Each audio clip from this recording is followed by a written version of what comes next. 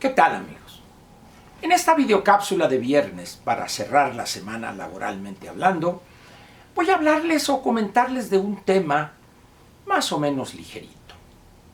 Voy a hablar de ese grupo que yo he calificado como los glúteo veloces de la consultoría. Uso lo de glúteo veloz para no utilizar la expresión popular que se oye un tanto dura. ¿En qué consiste o qué es lo que hacen o quiénes son los glúteo veloces? Mire usted, hay varios tipos de glúteo veloces. Les voy a dar a usted el primer ejemplo muy sencillo para entenderlo. No sé si le ha tocado a usted participar, ser parte activa en esto que voy a comentar, o le ha tocado verlo en otra persona.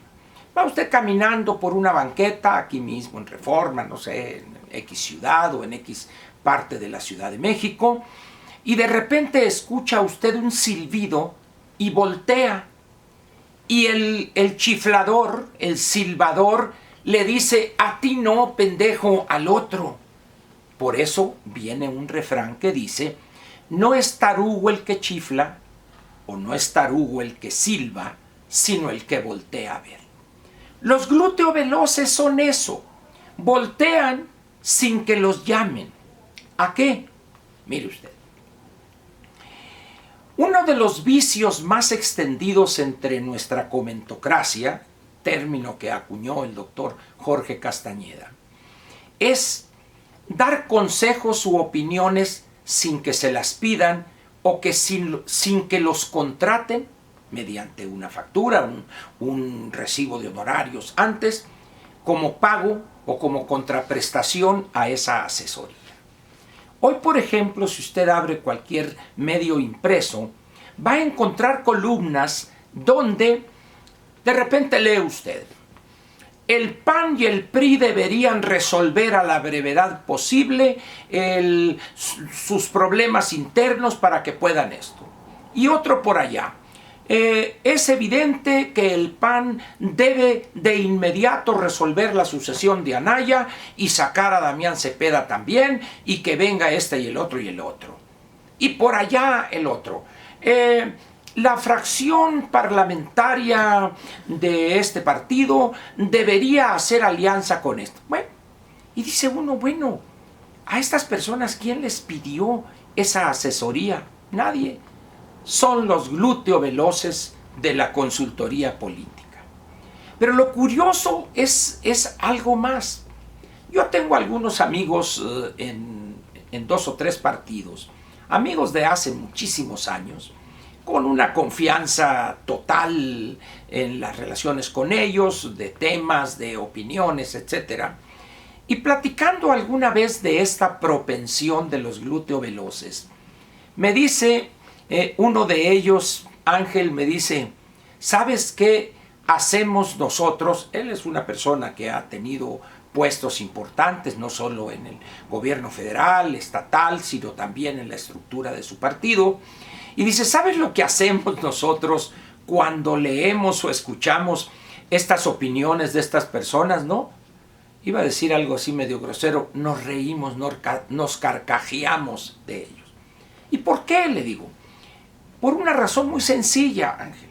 Todos esos que opinan nunca han estado en la vida diaria de un partido, nunca han estado en la estructura de los gobiernos en cualquiera de los 3 órdenes, tomando decisiones en el día a día, teniendo que dejar esa vida un tanto irreal e idílica de la academia y tomar decisiones en la real política. Por eso se ríen de ellos. Por eso no así se mofan, porque son prudentes, no como yo que soy un boca floja, pero ellos se ríen entre ellos. Oye, fulano, ¿ya viste lo que escribió este? ¿Y ya viste lo que escribió Mengano? Ja, ja, ja. Se ríen, se burlan de ellos. Ah, pero ellos sí, escriben un paper, van a algún congreso y hablan: para que la corrupción se acabe necesitamos entregar esto y esto y esto, y deberíamos hacer esto. Nadie los pela. Nadie los pela. Al contrario, repito, se ríen de ellos. A mí me ha rondado esta pregunta desde hace muchos años. ¿cuál es la pregunta? ¿A qué se debe que estas personas que han vivido alejadas de la política real, que han vivido sumidos en un espacio de 3x3 de su cubículo, que han hecho un prestigio mucho, poco, bien o mal ganado, como quieran ustedes, en la conferencia, en el congreso, en presentar un trabajo en tal parte, etcétera, pero nunca han estado en la política real? Es más, abominan de la política real. Ah, pero eso sí, opinan, y el partido fulano debería, y el licenciado fulano debería hacer esto. La verdad es que lo único que dice esta conducta es el gran desconocimiento que hay prácticamente en todos los ámbitos académicos en nuestro país. Lo que hay en esos ámbitos, repito, es una ignorancia completa de la política real, del día a día, de cómo se enfrentan las fuerzas reales tanto en el Congreso de la Unión como en los congresos locales, las presiones que recibe un secretario o un subsecretario, las presiones que recibe un gobernador por la recomendación de un secretario para esta compañía constructora, etcétera, etcétera. Esa es la política real. Y por eso da risa eso de, es que el gobernador fulano debería hacer esto y el secretario mengano debería hacer lo otro. A ese grupo, pues, yo le llamo los glúteo veloces. No, repito, no voy a decir la expresión que en privado suelo utilizar.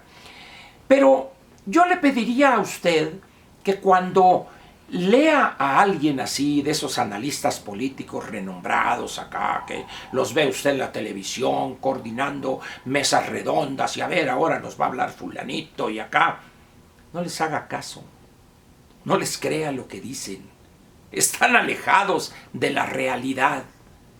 Es lo mismo cuando opinan acerca de un empresario o un negociante que les quieren decir cómo hacer negocios. No.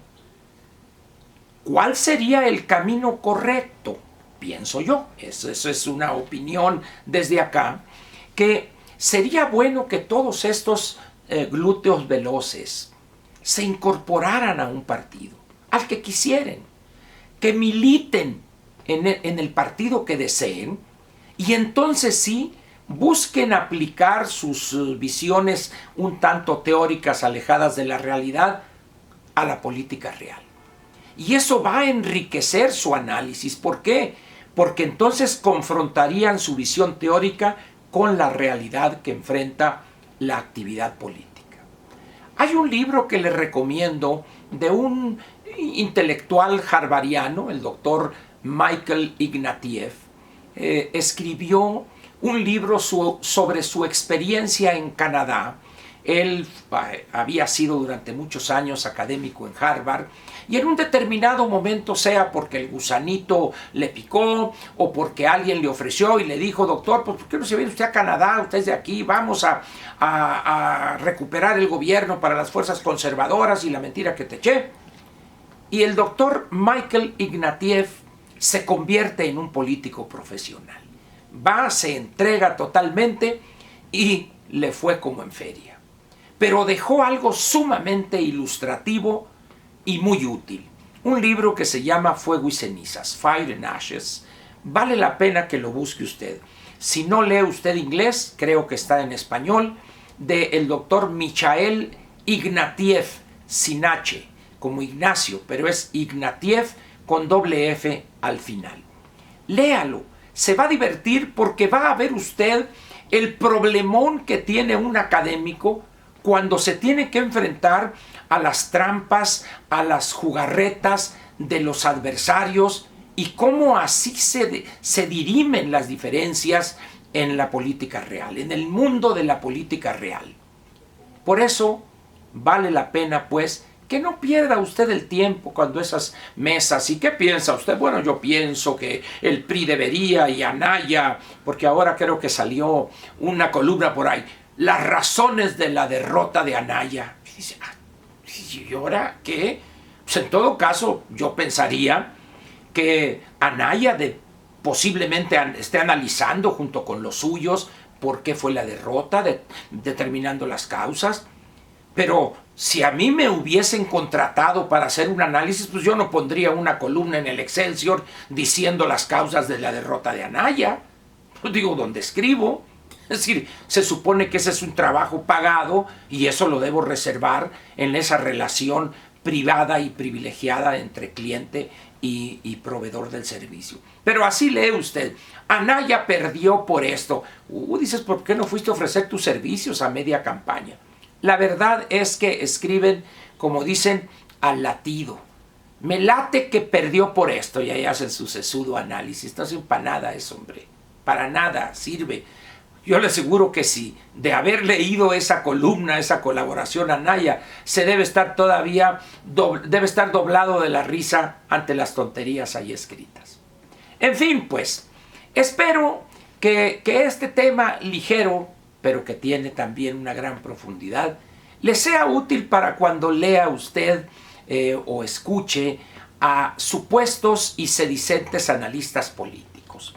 Hay uno que me gusta mencionarlo, no recuerdo su apellido, es un apellido así medio raro, no es un apellido castizo, donde él dice, y ahí en el INE hay un algoritmo.